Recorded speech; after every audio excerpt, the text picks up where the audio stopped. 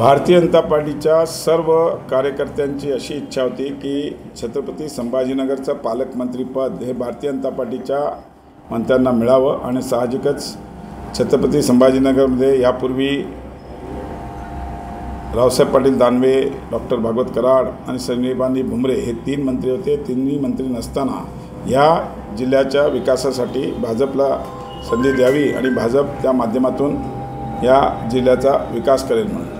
पण माननीय मुख्यमंत्र्यांनी निर्णय घेतलेला आहे, आम्हाला तो ॲक्सेप्टेड आहे, आम्ही त्याबद्दल काही आमचं मत नाही। त्यांनी जो निर्णय घेतला आहे तो बरोबर आम्ही त्यांना घेऊन माननीय अब्दुल सत्तार साहेबांना घेऊन आम्ही या जिल्ह्याच्या विकासासाठी काम करू। बरं, अंबादास दानवेंनी असं म्हटलेलं आहे की भाजपमध्ये आता निष्ठावंतांच्या म्हणण्याला काहीही किंमत राहिलेली नाही आहे, तुमच्या नाकावरती टिचून आता अब्दुल सत्तारांनी मंत्रिपद मिळवलेलं आहे। एक गोष्ट लक्षात ठेवा, इकडचं पालकमंत्रीपद हे अगोदर शिवसेनेकडेच होतं आणि असे शब्द जे वापरले जातात त्या शब्दाला आम्ही गिनत नाही, तुम्हाला स्पष्ट सांगतो।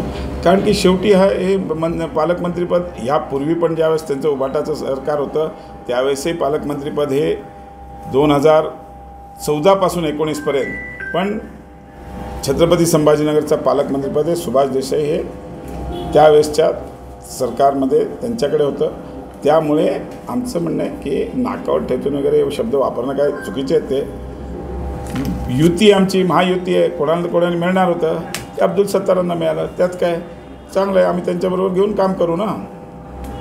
बरं, चंद्रकांत खैरे संभाजीनगर शहरातील पश्चिम विधानसभा मतदारसंघातून निवडणूक लढवत असल्याची चर्चा आहे। खैरे साहेब 2014मध्ये लोकसभेत पडले, 19मध्ये पण परत त्यांना 19मध्ये त्यांचा पराभव झाला, 24मध्ये परत त्यांचा पराभव झाला। 2 वेळेस त्यांना पराभव आल्यामुळे माझी अशी त्यांना म्हणजे रिक्वेस्ट असेल की आता त्यांनी किंग मेकर बनावं, त्यांनी अजून नवीन लोकांना निवडून आणावं अशी माझी त्यांना रिक्वेस्ट आहे। 6 बॅडमिंटन हॉल आमच्या मतदारसंघात तयार केलेले आहेत आणि एक आता आम्ही मल्टीपर्पज हॉल ओपन ह्याच्याकरता तो आम्ही N5च्या मैदानात तो तयार करतो आहे। शेवटचा प्रश्न आहे की अब्दुल सत्तार यांची पालकमंत्रीपदी निवड झाल्यानंतर एका वर्तमानपत्रामध्ये जाहिरात छापून आली आणि त्यामध्ये इम्तियाज जिल्हा आणि कल्याण काळे यांचा सुद्धा फोटो आहे। नक्कीच ही अतिशय दुर्दैवी गोष्ट आहे की ज्या लोकांनी आमच्या विरुद्ध निवडणुकीत प्रचार केला त्यांचे फोटो छापून त्यांनी जाहिरात द्यावी हे काही बरोबर नाही, पण याची नक्कीच तक्रार आम्ही वरच्या श्रेष्ठींना करू।